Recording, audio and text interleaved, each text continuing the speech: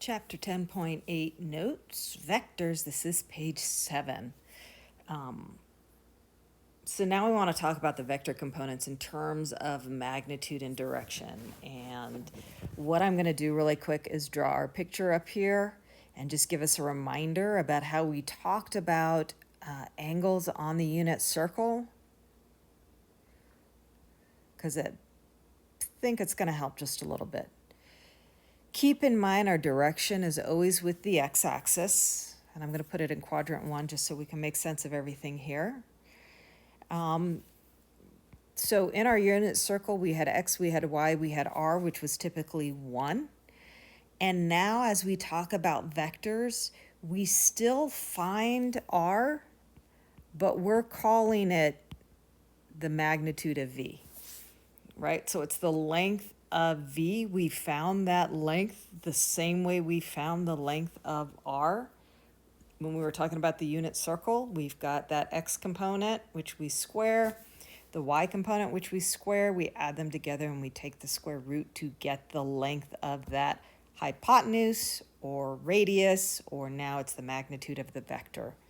Okay, same version, different versions of the same thing. So if we look at that, we can find in this right triangle the cosine of theta. That's going to be the adjacent side x over our hypotenuse, which is now the magnitude of the vector v. We can also find the sine of theta, which is the opposite side y over the hypotenuse, again, magnitude of the vector v. That's just what we have listed right here to the left. Given that we are identifying the components in terms of magnitude and direction, we definitely want to solve for those components. So when we solve for x and y, we get these versions right here. X is the magnitude of v times the cosine of theta. Y is the magnitude of v times the sine of theta. That means we can rewrite v in terms of its components, x times I plus y times j, which ends up looking a little more complicated. Magnitude of v cosine theta times I plus the magnitude of v sine theta times j. But if we only have the magnitude and direction to work with, then that's going to make it a whole lot easier. So let's take a look at example 14. We want a vector with length 5. Length is code for magnitude. We got an angle of 315 degrees, so that is our direction.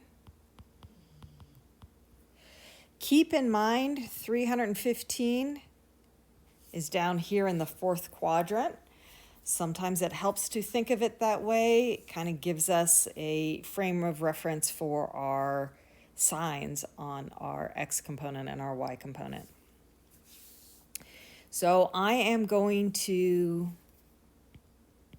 use what I just underlined above. I want the magnitude of v times the cosine of theta times I plus magnitude of v times the sine of theta times j. Those I've been given. I got 5 times the cosine of 315 degrees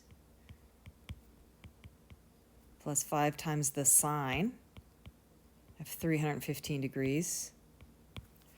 That 315 degrees is 7 pi over 4. So it is 5 times square root of 2 over 2 plus 5 times negative square root of 2 over 2.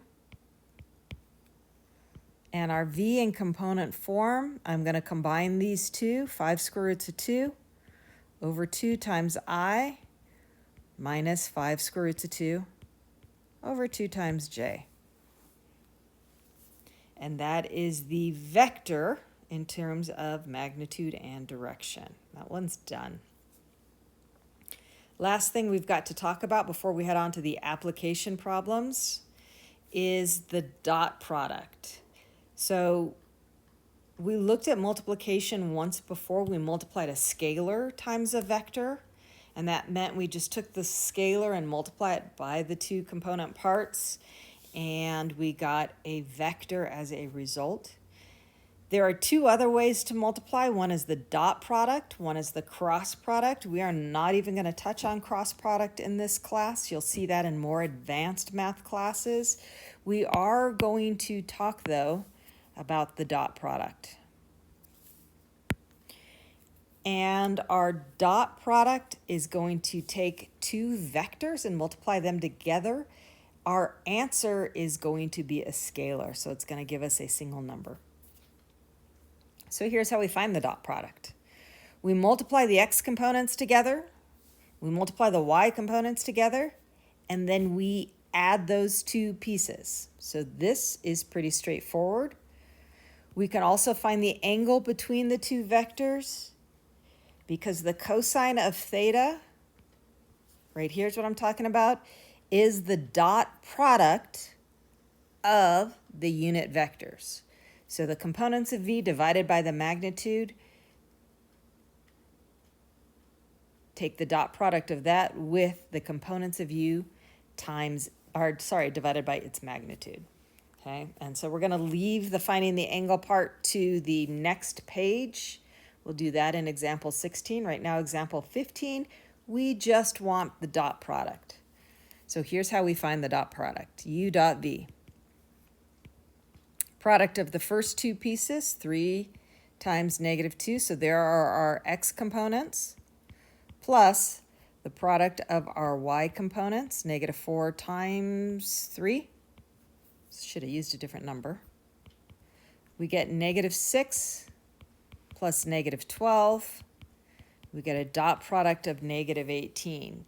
Now, do not worry too much about which way you are multiplying these. You guys, both multiplication and addition are commutative. So if we were to have taken the dot product going the other direction, it just flips our multiplications around. Okay, notice though, we get the exact same answer. So don't spend too much time worrying about whether or not you're multiplying in the right direction. The dot product is commutative. It is going to work no matter which way you multiply those.